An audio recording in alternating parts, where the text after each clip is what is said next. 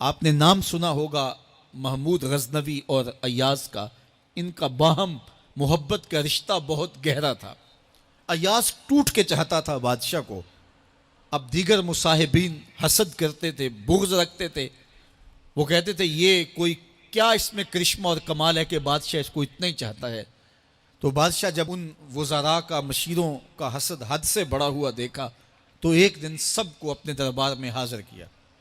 دربار میں ایک تالاب تھا، تو اس میں مٹھی بھر کے موتیوں کی پھینک دی، اور ایک ایک وزیر کو کہا کہ یہ موتی نکال کے لاؤ، اور یہ خیال کرنا کہ تمہارا لباس بھی، تمہارا بدن بھی نہیں بھیگنا چاہیے۔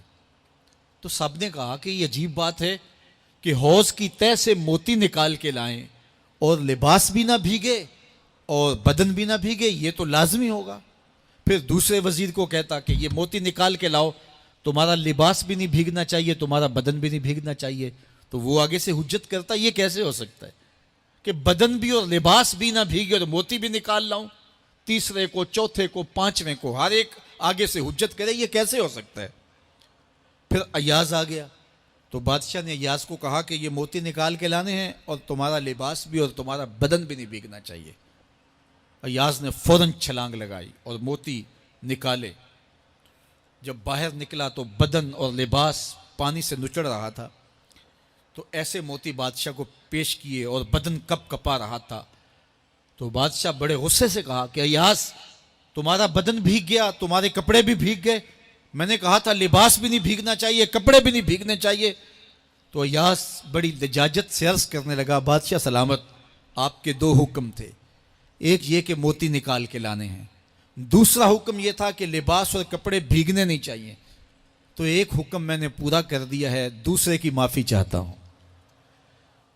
تو صاحب، اللہ نے حضرت انسان کے سینے میں جذبات کا ایک جہاں آباد کیا ہے، شیطان کو بھی انسان کے پیچھے لگا دیا، اس کی آزمائش کے لیے، اس کے امتحان کے لیے۔ نفس بھی اس کے اندر موجود ہے، اور دوسری جانب اس کو گناہوں سے منع بھی کیا اور نیکی کی تلقین بھی کی۔ اب کتنی مشکل زندگی ہے حضرت انسان کی، آئی جان شکنجے اندر جویں ویلنے دے وچ گنا، کتنی مشکل زندگی ہے۔ خواہشیں ہیں کہ آوارہ ہیں، آرزویں ہیں کہ بے قابو ہیں، اور دوسری جانب اللہ کا حکم ہے۔ اب کیا کرے؟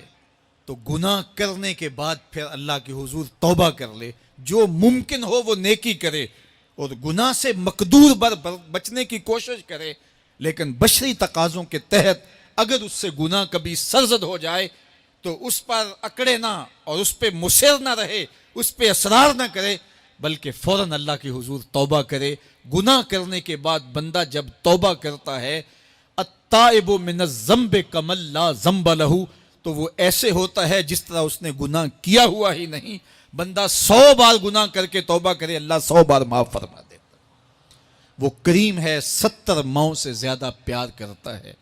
تو بندے اس کی دہلیز پہ جب توبہ کرتے ہیں، رجوع کرتے ہیں اور اس سے معافی مانگتے ہیں، تو وہ یہ نہیں دیکھتا کہ یہ گناہ گار کتنا بڑا ہے، وہ یہ دیکھتا ہے کہ یہ میری دہلیز پہ آیا ہے، اور اس کے ما قبل کے سارے گناہ معاف بھی کرتا ہے، بلکہ گناہوں کو بدل کے نیکیوں میں بھی تبدیل کر دیتا ہے۔ آئیے اب قرآن مجید میں ان لوگوں کی کہانی بھی پڑھیے جو اپنی زندگی کو اپنے مالک کے نام لگا چکے ہیں، اور ان سے اگر کوئی معاملہ سرزد ہو جاتا ہے تو وہ کس قدر اللہ سے ڈرتے ہیں۔ والذین یؤتون ما آتوا وقلوبہم وجلہ انہم الی ربہم راجعون، فرمایا کہ وہ لوگ جب ان سے کوئی خطا سرزد ہو جاتی ہے، کوئی گناہ ہو جاتا ہے، تو ان کے دل لرز جاتے ہیں، خوف خدا سے وہ کانپنے لگ جاتے ہیں۔ انہم الی ربہم راجعون، تو وہ اپنے رب کی طرف رجوع کرنے والے ہوتے ہیں۔ اگر ان سے کبھی کوئی گناہ سرزد ہو جائے، ان سے کوئی غلطی سرزد ہو جائے، تو پھر اس پہ ضد نہیں کرتے، اس پر مصر نہیں ہو جاتے، اس پر حجتیں اور دلیلیں نہیں لاتے، بلکہ وہ کیا کرتے ہیں؟ فوراً اللہ کے حضور رجوع کرتے ہیں اور معافی مانگتے ہیں، اور اللہ کو یہ بہت پسند ہے کہ کوئی مجھ سے معافی مانگے، اور اللہ انہیں معاف کر دیتا ہے۔ اللہ اکبر۔ حضرت عبداللہ ابن مسعود رضی اللہ تعالیٰ عنہ فرماتے ہیں کہ مومن کی یہ شان ہے کہ جب وہ گناہ کر بیٹھے تو وہ یوں محسوس کرتا ہے جس طرح پہاڑ تلے آ گیا ہے. یہ اس کی کیفیت ہے کہ گناہ کرنے کے بعد، نافرمانی کرنے کے بعد اس کا دل لرز اٹھتا ہے. وَقُلُوبُهُمْ وَجِلَةٌ، ان کے دل خوف خدا سے لرزنے لگ جاتے ہیں کہ ہم سے یہ گناہ کیوں سرزد ہو گیا، یہ تو اللہ کی ناراضگی کا سبب ہے. تو حضرت عبداللہ ابن مسعود فرماتے ہیں یوں محسوس کرتے ہیں جس طرح پہاڑ تلے آ گیا ہے اور پہاڑ ابھی گر جائے گا اور انہیں کچل دے گا. تو وہ جلدی جلدی تلافی کرتے ہیں، توبہ کرتے ہیں، رجوع اللہ کرتے ہیں تاکہ ہمارا گناہ معاف ہو جائے. اور منافق کی مثال بھی بیان کی گئی. جب وہ گناہ کرتا ہے تو یوں محسوس کرتا ہے جیسے بدن پہ مکھی بیٹھی تھی، ہلکے اشارے سے اڑا دی. سویر سے لے کر شام تک کتنی بار ہم اپنے بدن پہ بیٹھی مکھیاں اڑا دیتے ہیں اور ہمیں شام کو یاد بھی نہیں ہوتا کہ یہ عمل ہم نے کتنی بار کیا ہے. میں اور آپ اپنے اندر اتر کر کے دیکھ سکتے ہیں ہماری کیفیت باطن کیا ہے. نمازیں چھوڑی، جھوٹ بولا، غیبت کی، چغلی کی، کسی کا دل دکھایا، کسی کو تکلیف دی، گالی گلوچ کیا، سب و شتم کیا، سویر سے شام تک کیا کیا گناہ کیے. کبھی خیال بھٹکے، کبھی سوچیں آوارہ ہوئیں، کبھی نگاہوں نے بدکاریاں کی، کبھی زبان نے جرم کیے، اور شام کو ہمیں یاد بھی نہیں ہوتا کہ آج ہم نے کیا کیا جرائم کیے، آج ہم نے کیا کیا گناہ کیے. اگر ہماری یہ کیفیت ہے تو یہ عملی نفاق ہے کہ بدن پہ مکھی بیٹھی اور اڑا دی. اور اگر ہماری کیفیت یہ ہے کہ گناہ کے بعد یہ محسوس ہوتا ہے کہ ہم پہاڑ تلے آ گئے ہیں اور اللہ کی ناراضگی ہم نے مول لے لی ہے اور جلدی جلدی توبہ کر کے رجوع کرنے کی جانب بڑھتے ہیں، تو پھر مبارک ہو. نہیں تو مجھے اور آپ کو اپنا محاسبہ کرنا چاہیے. ہمارے دلوں پر زنگ چڑھ گئے ہیں اور ہماری کیفیت یہ ہو گئی ہے کہ گناہ کرنے کے بعد بھی ہم ڈٹے رہتے ہیں. جبکہ زندگی اصحاب رسول کی دیکھیے ان سے بھی کبھی کوئی خطا سرزد ہو جاتی تو وہ فوراً اس گناہ کی تلافی کے لیے حضور کی بارگاہ میں حاضر ہو جاتے.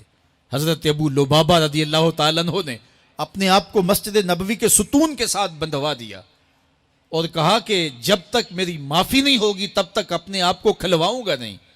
اور پھر جب ان کی بخشش کا اعلان ہوا تو پھر حضور کے ہاتھوں سے اپنے آپ کو انہوں نے کھلوایا.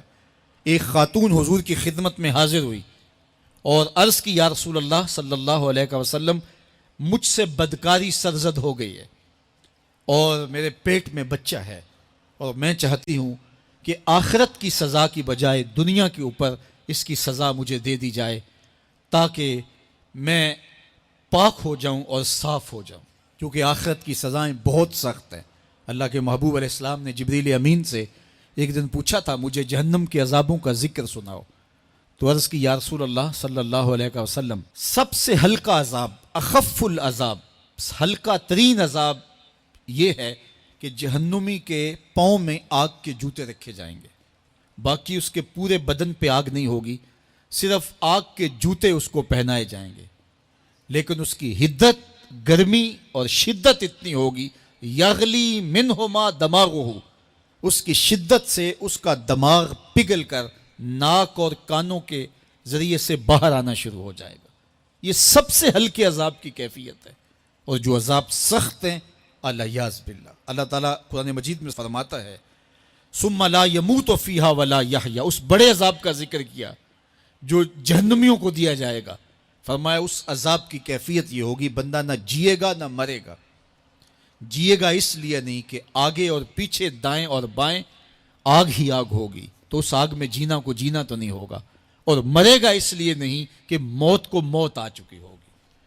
جنت میں جنتیوں کو ایک ہی ڈر اور خدشہ ہوگا کہیں موت نہ آ جائے، اور جہنمیوں کو ایک ہی امید ہوگی کہیں موت آ جائے اور جان چھوٹ جائے. اللہ تعالیٰ مینڈے کی شکل میں موت کو لائے گا اور موت کو ذبح کیا جائے گا. جنتی جنت سے اور جہنمی جہنم سے دیکھ رہے ہوں گے. جب موت کو ذبح کر دیا جائے گا اب موت نہیں ہے تو جنتی اتنے خوش ہو جائیں گے کہ اگر موت کو موت نہ آئی ہوتی تو یہ خوشی سے مر جاتے، اور جہنمی اتنے مایوس، دکھی اور پریشان ہوں گے کہ اگر موت کو موت نہ آئی ہوتی تو یہ صدمے سے مر جاتے. تو وہ کتنا سخت عذاب ہوگا.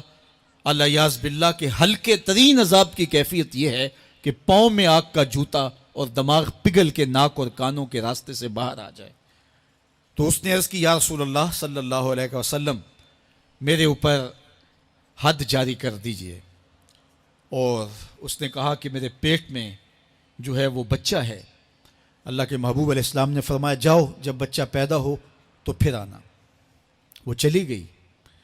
تو جب بچہ پیدا ہوا تو گود میں اٹھائے پھر حضور کی خدمت میں حاضر ہوئی اور عرض کی یا رسول اللہ یہ ہے بچہ جو میں نے گناہ کیا تھا، بدکاری کی تھی، آج یہ اس کی نشانی ہے. تو اللہ کے محبوب علیہ السلام نے فرمایا کہ اسے لے جاؤ اور اسے دودھ پلاؤ، اور جب یہ کچھ کھانے پینے لگ جائے گا تو پھر آنا.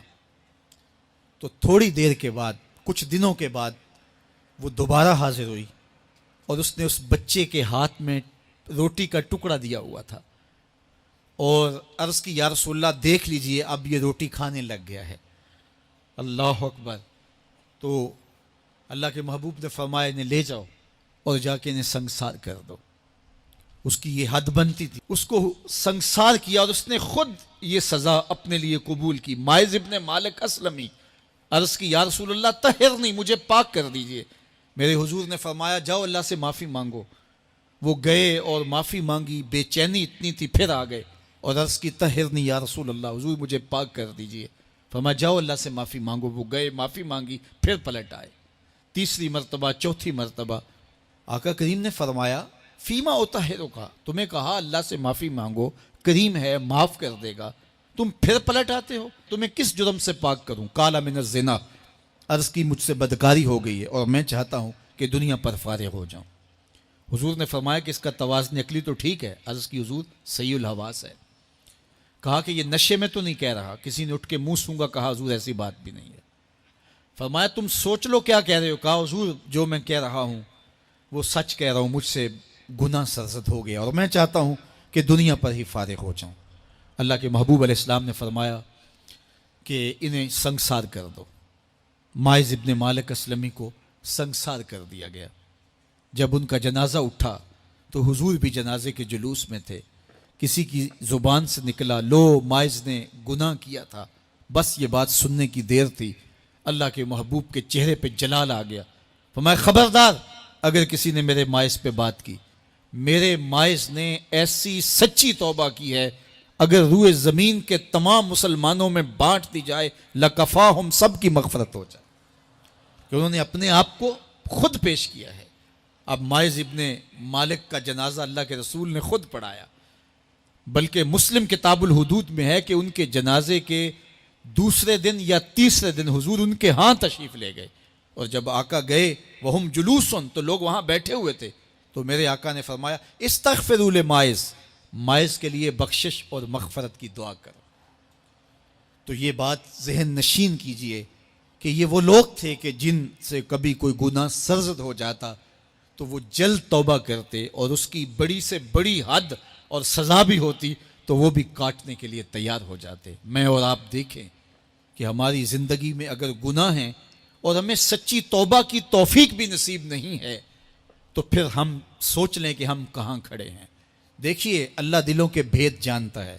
سچی توبہ یہ ہے کہ جو کیے پر ندامت ہو اور آئندہ نہ کرنے کا عزم مصمم ہو، پکا ارادہ ہو کہ یہ گناہ زندگی میں دوبارہ نہیں کروں گا. الگ بات ہے کہ پھر دوبارہ اس سے سرزد ہو جائے، لیکن جب وہ توبہ کر رہا ہو تو اس وقت اس کا پختہ عزم ہو اور اس کے دل کے کسی گوشے میں نہ ہو کہ چلو میں توبہ کر لیتا ہوں اور پھر ہو گیا تو پھر کر لوں گا. پکا عزم ہو کہ دوبارہ یہ گناہ نہیں کروں گا. اور اگر زبان سے توبہ توبہ کر رہا ہو اور دل میں ہو کہ ٹھیک ہے یہ تو صبح بھی مجھ سے عمل بد سرزد ہونا ہے، تو اللہ تعالیٰ سے یہ مذاق کرنے والی بات ہے. اور اللہ تعالیٰ سے جو مذاق کرتا ہے وہ کہاں کھڑا ہے وہ خود سوچ لے. وہ کیا کسی نے کہا تھا کہ توبہ کی پھر توبہ کی، پھر توبہ کر کے توڑ دی، میری اس توبہ پہ توبہ توبہ توبہ کر اٹھی. تو ایسی توبہ نہیں ہے کہ جو رسماً کسی مجلس میں چلے گئے، کسی اجتماع میں چلے گئے تو سب لوگوں نے توبہ توبہ کی تو وہ بھی توبہ توبہ کرتا رہا، لیکن اس کا عزم مصمم پختہ ارادہ نہیں تھا گناہوں کو چھوڑنے کا، تو یہ توبہ نہیں، یہ مذاق ہے۔ اس لیے اللہ کے حضور سچی توبہ یہ ہے کہ ما قبل کے گناہوں سے ندامت پیدا ہو جائے اور سچے دل سے ارادہ کیا جائے، پختہ عزم کیا جائے کہ دوبارہ میں یہ گناہ نہیں کروں گا۔ یہ الگ بات ہے کچھ عرصے بعد اس سے پھر سرزد ہو جائے، پھر وہ گناہ ہو جائے، تو پھر وہ پکی توبہ کرے، تو 100 بار بھی گناہ کرے گا، 100 بار بھی توبہ کرے گا، اللہ 100 بار قبول کرے گا۔ لیکن عند توبہ اس کا عزم مصمم ہونا چاہیے، اس کا عزم پختہ ہونا چاہیے۔ محض لفظوں سے توبہ توبہ پکارنا اور دل توبہ نہ کر رہا ہو اور دل عزم مصمم نہ رکھتا ہو تو یہ توبہ نہیں ہے۔ اس لیے سچی توبہ اللہ کے حضور اپنے گناہوں کی پیش کرنی، یہ اہل ایمان کا طریقہ ہے۔